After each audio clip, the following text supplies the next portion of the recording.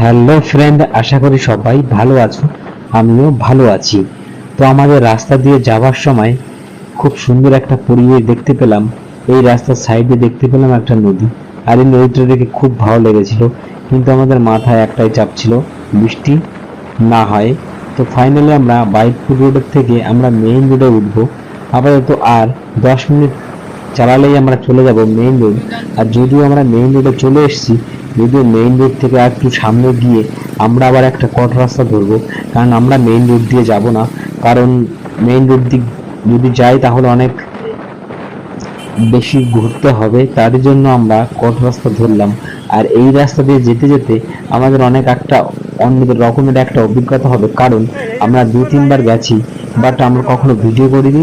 আর ওই 2-3 বার যাওয়ার সময় মেইন রোড দিয়ে গেছিলাম। তো যাই হোক, আমরা এটা নতুন রাস্তা কেমন ফিলিংস তোমরা বুঝতেই পারছো, সব নতুন নতুন